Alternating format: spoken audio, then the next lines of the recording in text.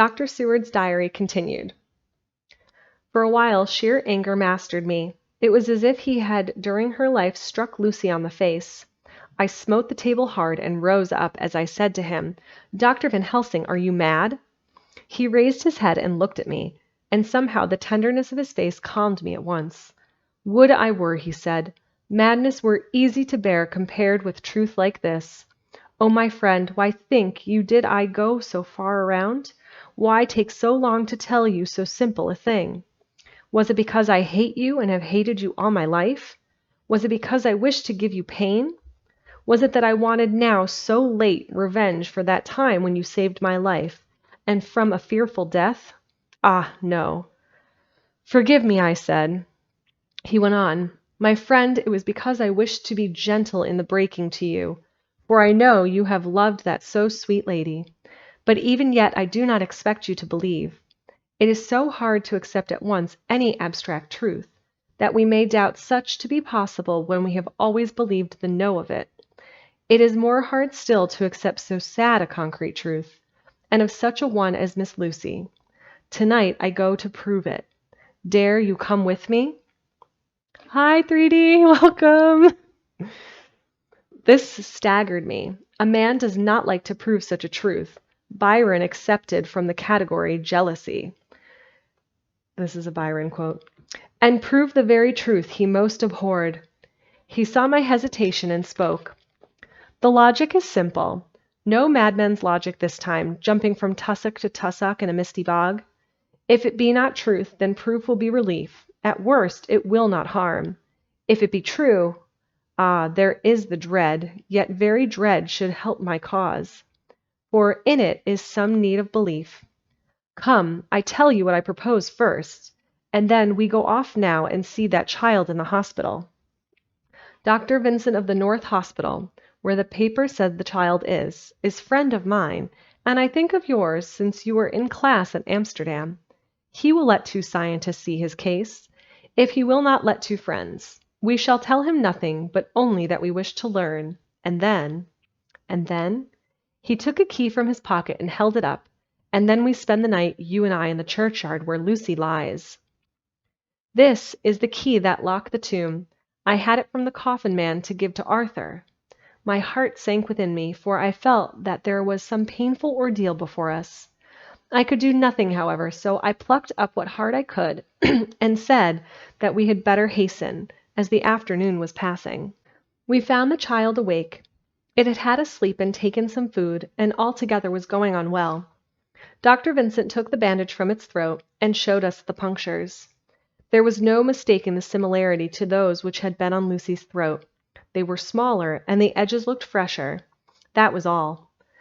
We asked Vincent to what he attributed them, and he replied that it must have been a bite of some animal, perhaps a rat, but for his own part he was inclined to think that it was one of the bats which are so numerous on the northern heights of London. Out of so many harmless ones, he said, there may be some wild specimen from the south or a more malignant species. Some sailor might have brought one home, and it managed to escape, or even from the zoological gardens a young one may have got loose, or one be bred there from a vampire. These things do occur, you know. Only 10 days ago a wolf got out and was, I believe, traced up in this direction. For a week after, the children were playing nothing but Red Riding Hood on the heath, and every alley in the place until this Bloofer lady scare came along. Since when it has been quite a gala time with them. Even this poor little mite, when he woke up today, asked the nurse if he might go away. When she asked him why he wanted to go, he said he wanted to play with the Bloofer lady. I hope, said Van Helsing, that when you are sending the child home, you will caution its parents to keep strict watch over it. These fancies to stray are most dangerous, and if the child were to remain out another night, it would probably be fatal. But in any case, I suppose you will not let it go away for some time. Certainly not. Not for a week at least. Longer if the wound is not healed. Our visit to the hospital took more time than we had reckoned on, and the sun had dipped before we came out. When Van Helsing saw how dark it was, he said, "There is no hurry. It is more late than I thought. Come, let us seek somewhere that we may eat, and then we shall go on our way." We dined at Jack Straw's castle, along with a little crowd of bicyclists and others who were genially noisy. About 10 o'clock we started from the inn. It was then very dark, and the scattered lamps made the darkness greater when we were once outside their individual radius. The professor had evidently noted the road we were to go, for he went on unhastingly, but as for me, I was in quite a mix-up as to locality.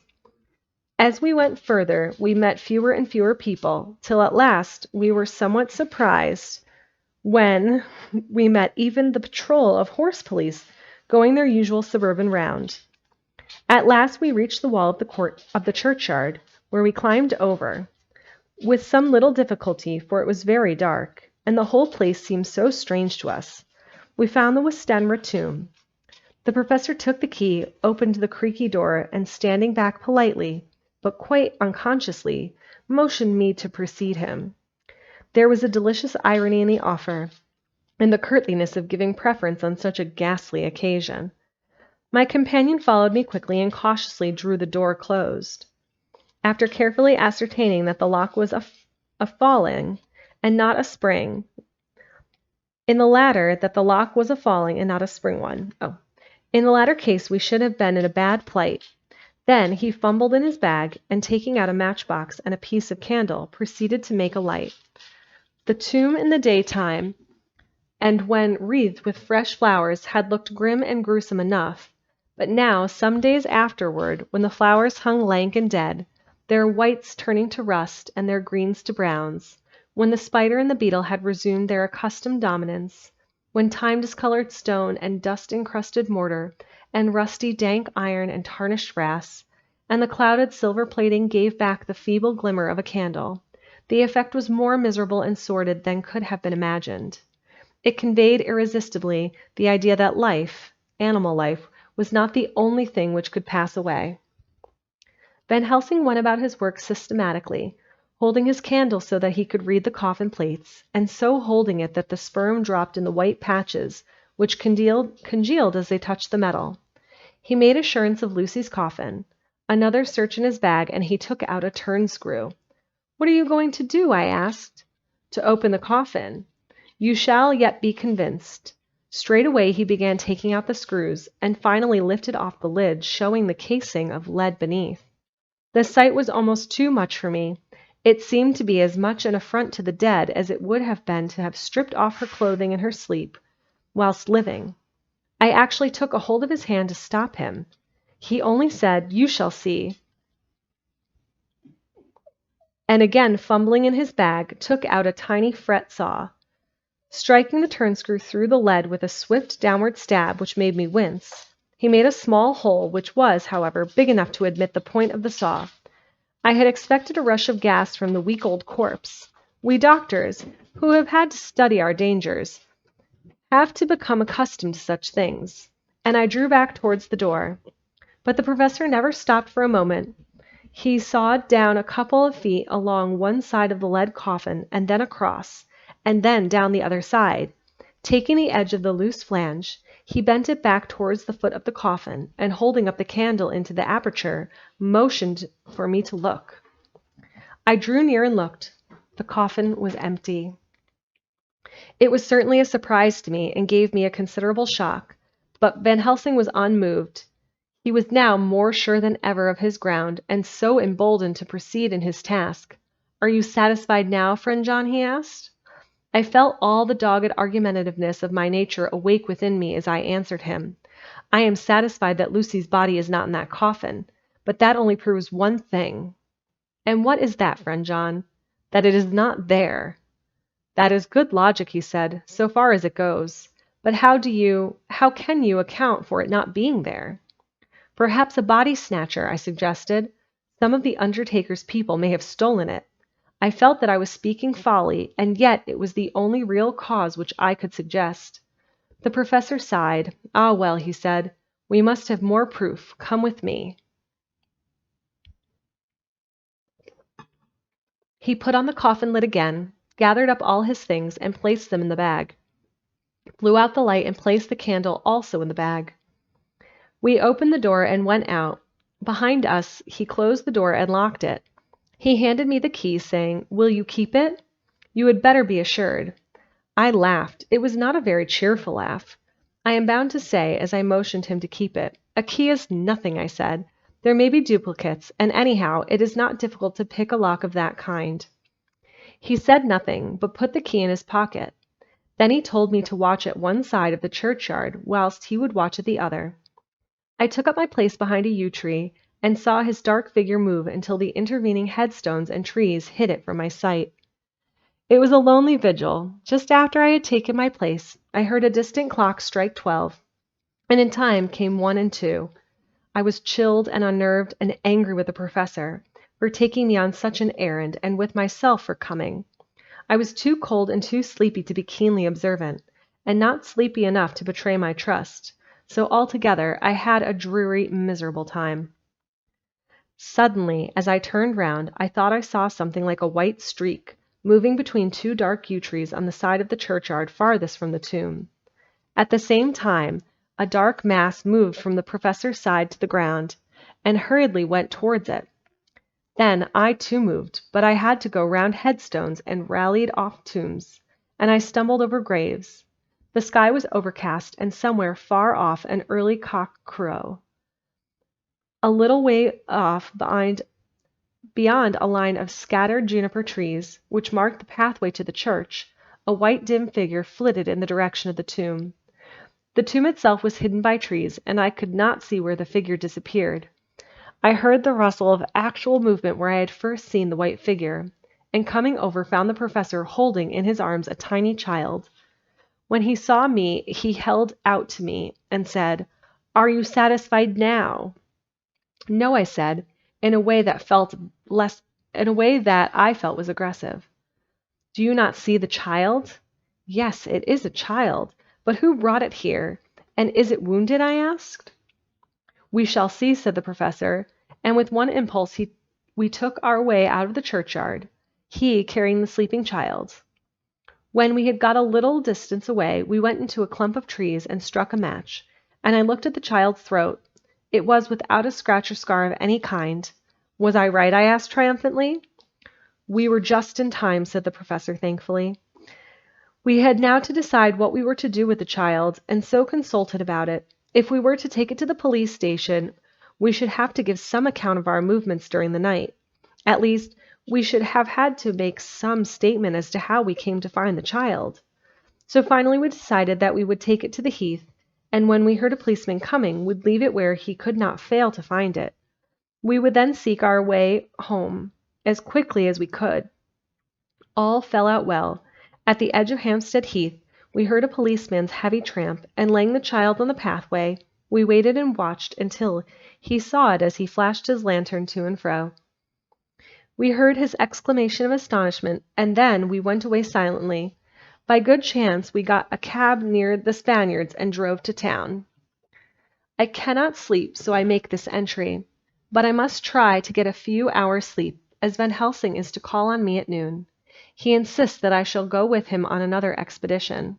27th of September. It was 2 o'clock before we found a suitable opportunity for our attempt. The funeral, held at noon, was all completed, and the last stragglers of the mourners had taken themselves lazily away, when, looking carefully from behind a clump of alder trees, we saw the sexton lock the gate after him. We knew that we were safe till morning, did we desire it. But the professor told me that we should not want more than an hour at most. Again I felt that horrid sense of the reality of things, in which any effort of imagination seemed out of place, and then I realized distinctly the perils of the law which we were incurring in our unhallowed work.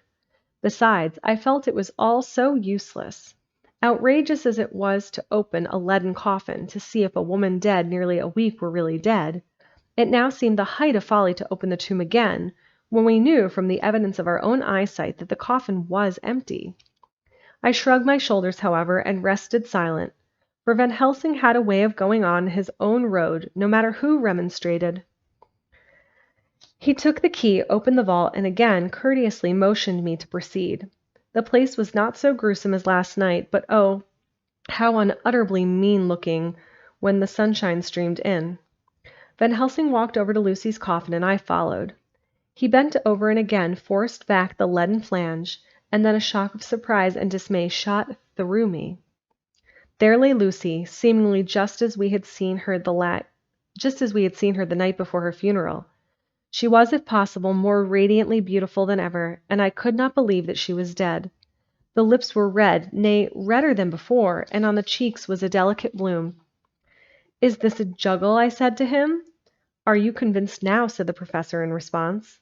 And as he spoke he put over his hand, and in a way that made me shudder, pulled back the dead lips and showed the white teeth. "See," he went on, "see how they are even sharper than before. With this, and he touched one of the canine teeth, and that below it, the little children can be bitten. And are you of belief now, friend John?" Once more argumentative hostility woke within me. I could not accept such an overwhelming idea as he suggested. So, with an attempt to argue of which I was even at the moment ashamed of, I said, "She may have been placed here since last night." "Indeed, that is so. And by whom?" "I do not know. Someone has done it." "And yet she had been dead 1 week. Most peoples in that time would not look so." I had no answer for this, so was silent.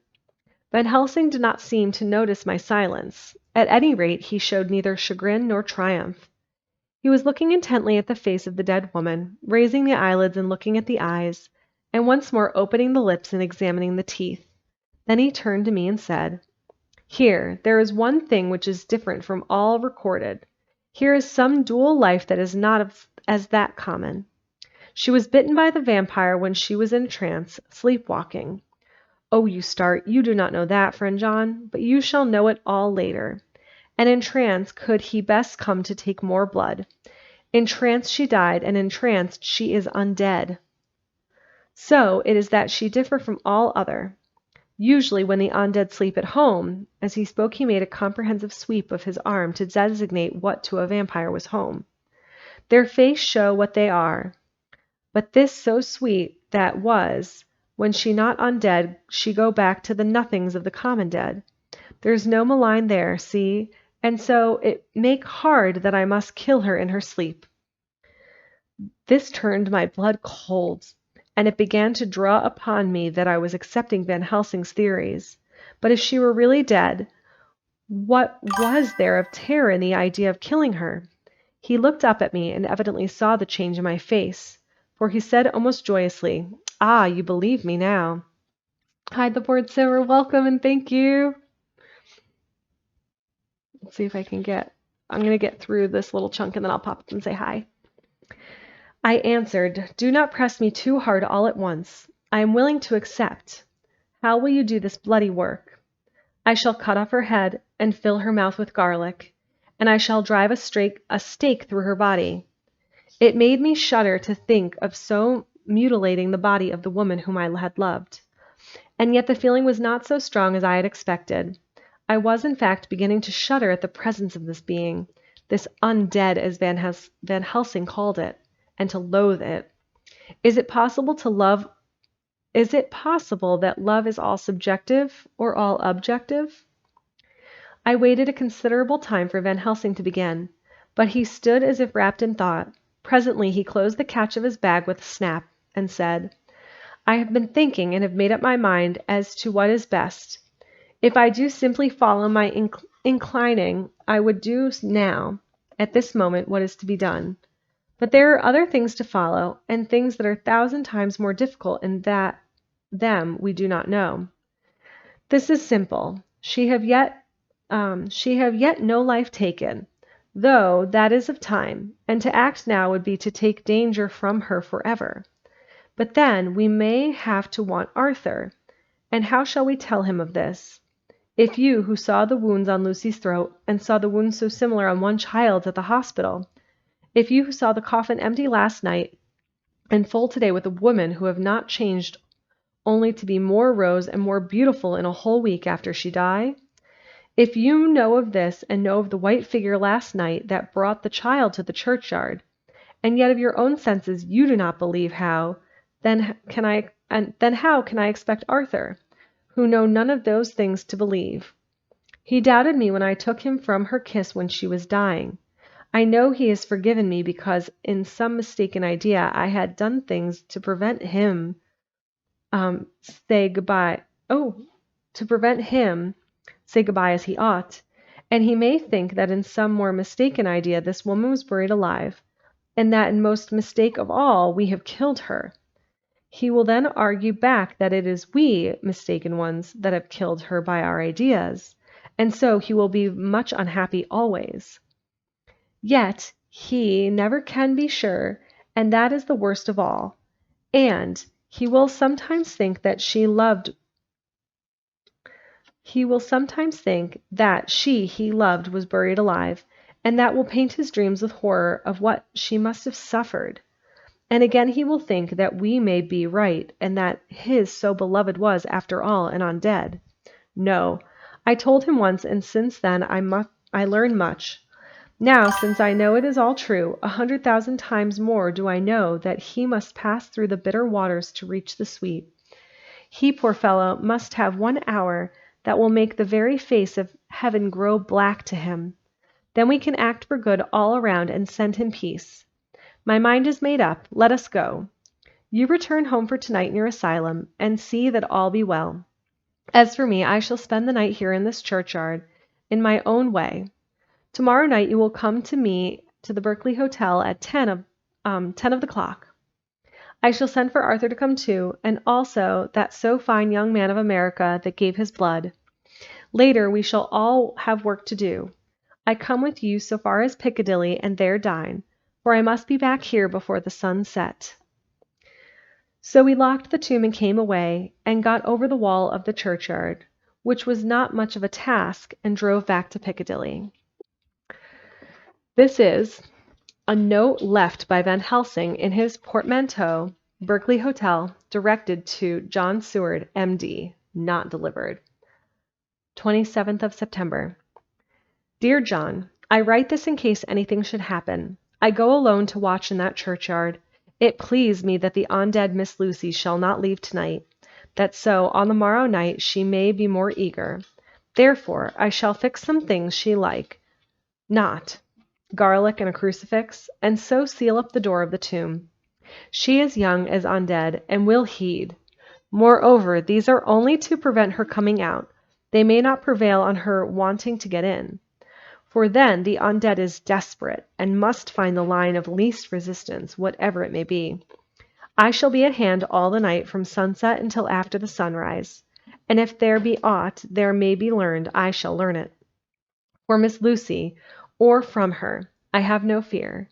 But that other to whom is there that she is undead, he have now the power to seek her tomb and find shelter. He is cunning, as I know, from Mr. Jonathan, and from the way that all along he have fooled us when he played with us for Miss Lucy's life, and we lost. And in many ways the undead are strong. He have always the strength in his hand of 20 men.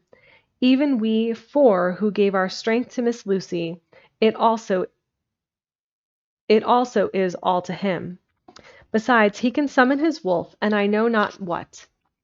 So, if it be that he come hither on this night, he shall find me, but none other shall, until it be too late. But it may be that he will not attempt the place. There is no reason why he should. His hunting ground is more full of game than the churchyard where the undead women sleep, and one old man may watch. Therefore I write this in case. Take the papers that are with this, the diaries of Harker and the rest, and read them, and then find this great undead, and cut off his head, and burn his heart, or drive a stake through it, so that the world may rest from him.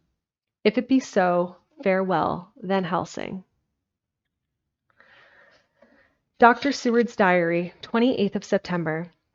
It is wonderful what a good night's sleep will do for one. Yesterday I was almost willing to accept Van Helsing's monstrous ideas, but now they seem to start out lurid before me as outrages on common sense.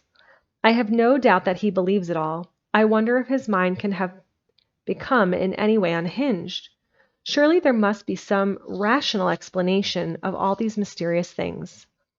Is it possible that the professor can have done it himself? He is so abnormally clever that if he went off his head, he would carry out his intent with regard to some fixed idea in a wonderful way. I am loath to think it, and indeed it would be almost as great a marvel as the other to find that Van Helsing was mad. But anyhow, I shall watch him carefully. It may get some light on the mystery. 29th of September. Morning. Last night, at a little before 10 o'clock, Arthur and Quincy came into Van Helsing's room. He told us all that he wanted us to do, but especially addressing himself to Arthur, as if all our wills were centered in his. He began by saying that he hoped we would all come with him too, for, he said, there is a grave duty to be done there. You were doubtless surprised at my letter. This query was directly addressed to Lord Godalming. I was. It rather upset me for a bit. There has been so much trouble around my house of late that I could do without any more. I have been curious, too, as to what you mean. Quincy and I talked it over, but the more we talked, the more puzzled we got, till now I can say for myself that I am about up a tree as to any meaning about anything. Me too, said Quincy Morris laconically. Oh, said the professor, then you are nearer the beginning, both of you, than friend John here, who has to go a long way back before he can even get so far as to begin. It was evident that he recognized my return to my old doubting frame of mind without my saying a word. Then, turning to the other two, he said with intense gravity, I want your permission to do what I think good this night. It is, I know, much to ask, and when you know what it is I propose to do, you will know, and only then, how much. Therefore, may I ask that you promise me in the dark, so that afterwards, though you may be angry with me for a time, I must not disguise from myself the possibility that such may be. You shall not blame yourselves for anything. That's frank, anyhow, broke in Quincy. I'll answer for the professor. I don't quite see his drift, but I swear he's honest, and that's good enough for me. I thank you, sir, said Van Helsing proudly. I have done myself the honor of counting you one trusting friend, and such endorsement is dear to me. He held out his hand, which Quincy took. Then Arthur spoke out. Dr. Van Helsing, I don't quite like to buy a pig in a poke, as they say in Scotland, and if it be anything in which my honor as a gentleman or my faith as a Christian is concerned, I cannot make such a promise. If you can assure me that what you intend to do does not violate either of these two, then I give my consent at once, though, for the life of me, I cannot understand what you are driving at. I accept your limitation, said Van Helsing, and all I ask of you is that if you feel it necessary to condemn any act of mine, you will first consider it well and be satisfied that it does not violate your reservations. Agreed, said Arthur. That is only fair. And now that the poor parlors are over, may I ask what it is we are to do? I want you to come with me, and to come in secret to the churchyard at Kingstead. Arthur's face fell as he said in an amazed sort of way, Where poor Lucy is buried? The professor bowed. Arthur went on, And when there? To enter the tomb. Arthur stood up. The Professor, are you in earnest, or is this some monstrous joke? Pardon me, I see that you are in earnest. He sat down again, but I could see that he sat firmly and proudly, as one who is on his dignity. There was silence until he asked again, And when in the tomb? To open the coffin. This is too much, he said, angrily rising again. I am willing to be patient in all things that are reasonable, but in this desecration of the grave, of one who— He fairly choked with indignation. The professor looked pityingly at him. If I could spare you one pang, my poor friend, he said, God knows I would. But this night our feet must tread in thorny paths, or later, and forever, the feet you love must walk in paths of flame. Arthur looked up with set, white face and said, Take care, sir, take care. Would it not be well to hear what I have to say? Said Van Helsing. And then you will at least know the limit of my purpose. Shall I go on? That's fair enough, broke in Morris. After a pause, Van Helsing went on, evidently with an effort. Miss Lucy is dead, is it not so? Yes, then there can be no wrong to her. But if she be not dead? Arthur jumped to his feet. Good God, he cried, what do you mean? Has there been any mistake? Has she been buried alive? He groaned in anguish that not even hope could soften.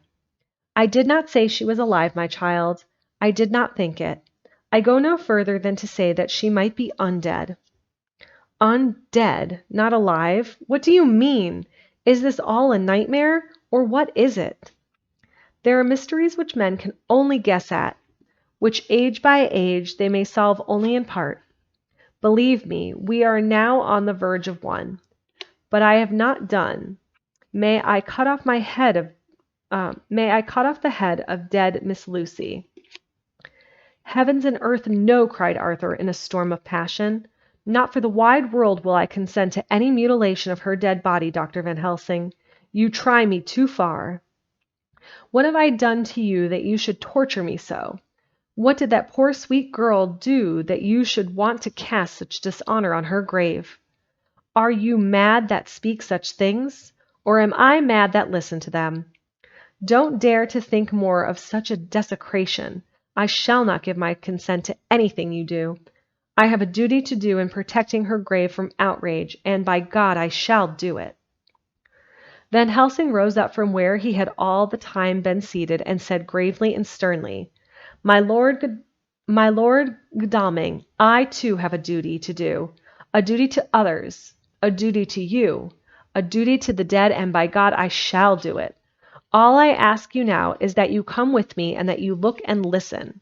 And if when later I make the same request you do not be more eager for its fulfillment even than I am, then I shall do my duty, whatever it may seem to me. And then to follow of your lordship's wishes, I shall hold myself at your disposal to render an account to you, when and where you will. His voice broke a little, and he went on with a voice full of pity. But I beseech you, do not go forth in anger with me. In a long life of acts which were often not pleasant to do, and which sometimes did wring my heart, I have never had so heavy a task as now.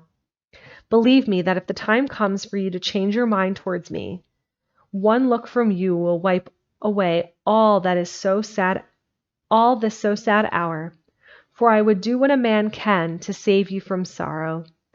Just think, for why should I give myself so much of labor and so much of sorrow? I have come here from my own land to do what I can of good.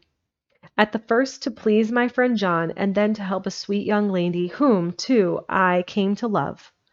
For her I am ashamed to say so much. But I say it in kindness. I gave what you gave, the blood of my veins. I gave it, I, who was not, like you, her lover, but only her physician and friend. I gave her my nights and days before death, after death, and if my death can do her good even now, when she is the dead on dead, she shall have it freely. He said this with a very grave, sweet pride, and Arthur was much affected by it. He took the old man's hands and said in a broken voice, Oh, it is hard to think of it, and I cannot understand, but at least I shall go with you and wait.